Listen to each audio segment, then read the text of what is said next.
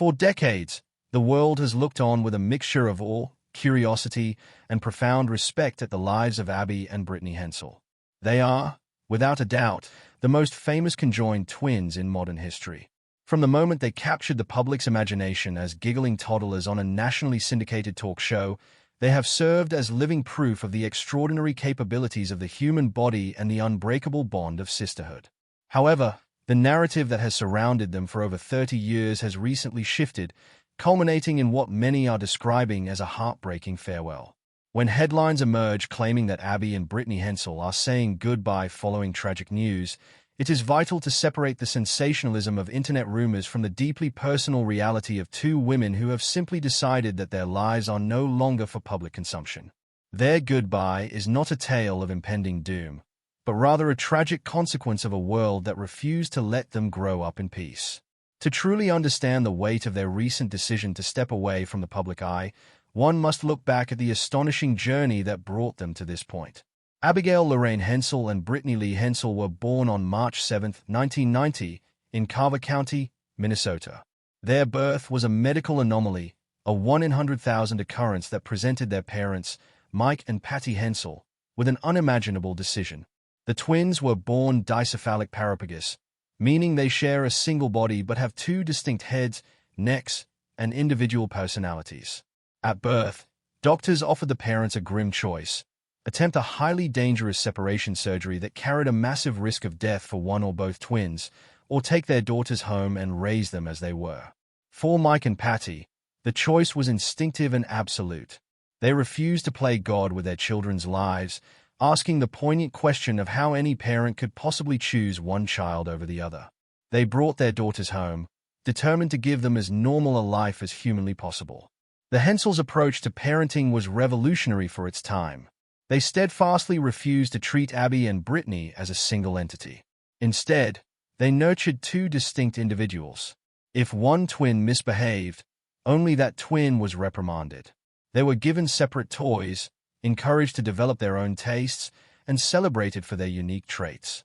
Abby, the slightly taller twin on the right side, grew up with a more assertive, outgoing personality, while Brittany, on the left, developed a quieter, more introspective demeanor. This foundational respect for their individuality became the bedrock of their psychological survival, allowing them to navigate a world that constantly struggled to see them as anything other than a medical marvel. Their introduction to the world at large occurred in April 1996, when a 5-year-old Abby and Brittany appeared on The Oprah Winfrey Show. The segment was a revelation. Viewers were stunned not by the mechanics of their condition, but by their infectious joy, their sharp wit, and their seamless coordination. They laughed, answered questions with innocent confidence, and demonstrated how they intuitively managed their shared body, one controlling the right limb, the other controlling the left. This appearance catapulted them into the national spotlight, leading to a celebrated cover story in Life magazine boldly titled "One Body, Two Souls." The media fascination was intense, but in those early years, it was largely protective and deeply empathetic. The world saw two little girls who were defying the darkest medical predictions, and they fell in love with their spirit. As they transitioned from childhood into adolescence, the media continued to document their progress, though the Hensel family was fiercely protective of their boundaries.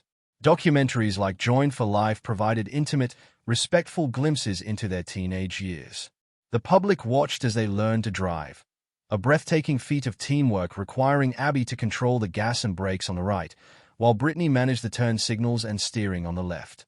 They passed their driving tests individually, a bureaucratic necessity for a physical reality that is fundamentally shared. They played volleyball, ran track, and navigated the complex social hierarchies of high school.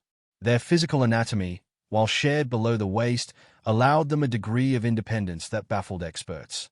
They have two hearts, two sets of lungs, two separate spines that merge at the pelvis, and two stomachs. Yet, they share a single liver, a single large intestine, and a single reproductive system. The sheer biological logistics of their existence require a level of nonverbal communication and compromise that most people will never achieve in a lifetime. In 2012, at the age of 22, Abby and Brittany allowed the world back into their lives in a much bigger way by starring in their own reality television series on TLC, simply titled Abby and Brittany.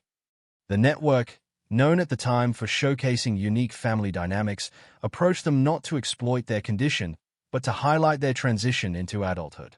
The show followed the twins as they graduated from Bethel University with degrees in education, traveled to Europe with friends, and navigated the daunting prospect of entering the workforce. The TLC era was a double-edged sword. On one hand, it brilliantly showcased their independence, their humor, and their sheer normalcy. They were shown bickering over what to eat, getting ready for dates, and stressing over job interviews. They proved unequivocally that their condition did not preclude them from experiencing the quintessential milestones of young adulthood. On the other hand, the show reignited a level of public scrutiny that the twins had managed to keep at bay during their college years. They were once again subjects of global fascination, a role they had grown increasingly uncomfortable with as they matured. Following the conclusion of their television show, Abby and Brittany did exactly what they had always wanted to do. They disappeared into normalcy.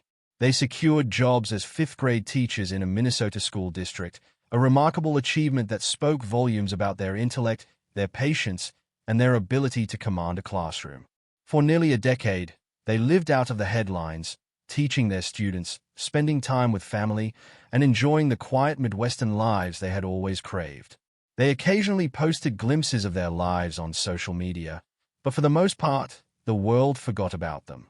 That is, until the spring of 2021, when a piece of news shattered their carefully constructed privacy and triggered the tragic sequence of events that leads us to their current goodbye. In 2021, public records revealed that Abby Hensel had married a man named Josh Bowling, a nurse and United States Army veteran. A few carefully curated photos surfaced on social media, showing the twins at what appeared to be a wedding celebration.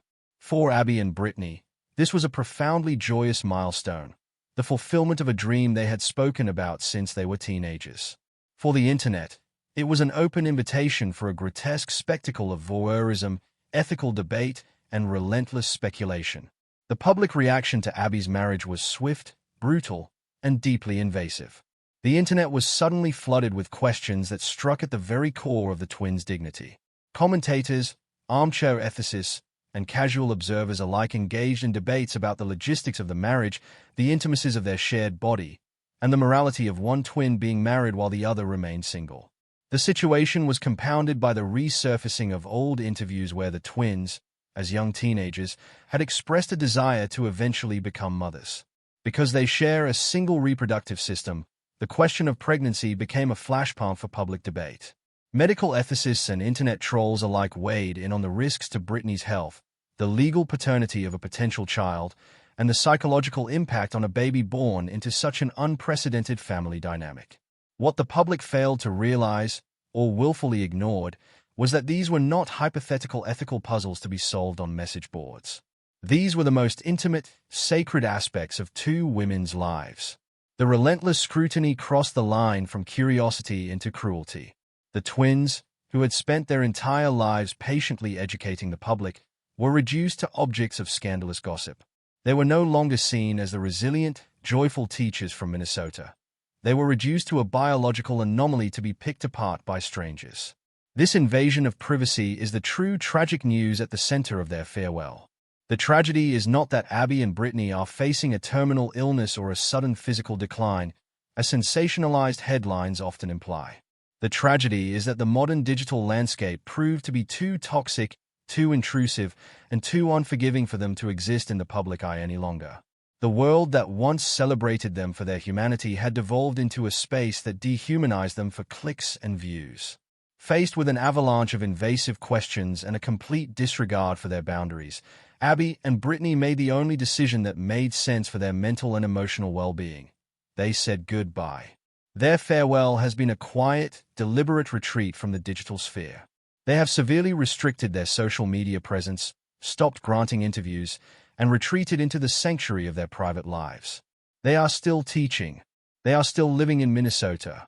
They are still moving through the world with the same astonishing coordination and grace they have always possessed. But they are doing it without us. For the fans who have followed their journey since the Oprah days, this silence feels like a loss. It feels like a goodbye. And in many ways, it is. It is a goodbye to the era of transparency, a farewell to the unwritten contract they once held with the public, where they allowed cameras into their lives in exchange for a little bit of understanding. To fully appreciate the magnitude of their departure, it is helpful to look at the broader historical context of conjoined twins. For centuries, conjoined twins were treated as monstrosities, often exploited in freak shows and carnival circuits. They were denied education, denied autonomy, and denied the basic human right to be seen as individuals. The legacy of twins like Chang and Eng Bunker, the famous Siamese twins of the 19th century who were exploited for decades, stands in stark contrast to the life Abby and Brittany have built. Even in more recent times, twins like Ronnie and Donnie Gallion, who lived into their late 60s as conjoined twins, spent much of their early lives in the spectacle of sideshows before finally finding peace in their later years. The Gallion twins paved the way for public acceptance, enduring the stairs so that future generations might have it slightly easier. Abby and Brittany were the beneficiaries of this slow cultural evolution, but they were also the vanguard of a new, modern challenge. They grew up in an era where they could go to college, get degrees, and become professionals. But they also grew up in an era that birthed social media, a landscape that thrives on the blurring of private and public boundaries. The Gallion twins dealt with physical gawking. The Hensel twins had to deal with digital stalking. The burden placed on Abby and Brittany was uniquely modern. They were expected to be medical educators, disability advocates, reality television stars, and ethical role models, all while simply trying to live their lives. The exhaustion of carrying the weight of the world's curiosity finally became too heavy a burden to bear. Their story is ultimately a profound testament to the power of individuality. Despite sharing a body, they are undeniably two separate people. They have different tastes in clothing, which is why they wear specially tailored tops with two distinct necklines, a daily, physical declaration of their separate identities. They have different career aspirations within the field of education. They experience the world from slightly different physical perspectives, with Brittany being slightly shorter due to a length discrepancy in their shared legs, requiring her to walk on her tiptoes to maintain balance. When they agree, they speak in unison, referring to themselves as I. When they disagree, they seamlessly transition to using their names, a fascinating linguistic dance that reminds the observer that two distinct consciousnesses are at work. The decision to step away from the public eye is perhaps the most independent, fiercely individual choice they have ever made. For their entire lives, their existence has been a shared experience, not just physically, but publicly. Every milestone, from learning to walk to getting married, was witnessed by millions. By saying goodbye to the spotlight, they are taking back the one thing they have never fully possessed, total privacy. They are drawing a line in the sand, declaring that their shared body does not entitle the world to a shared stake in their future. As we process their farewell, the most respectful thing the public can do is to let them go. We must resist the urge to search for hidden clues on dormant social media accounts, to speculate about their health, or to debate the intricacies of their marriage. We must remember the lesson they spent 30 years trying to teach us, that they are not a medical mystery to be solved, but human beings to be respected. The tragic news is not that their lives are ending, but that our window into them has closed because the world failed to treat that window with the reverence it deserved. Abby and Brittany Hensel are saying goodbye to the cameras, to the commentators, and to the curiosity. They are saying hello to a quieter, more protected existence, one where they can focus on their students, their family, and each other. And while it is sad for those of us who found inspiration in their remarkable journey,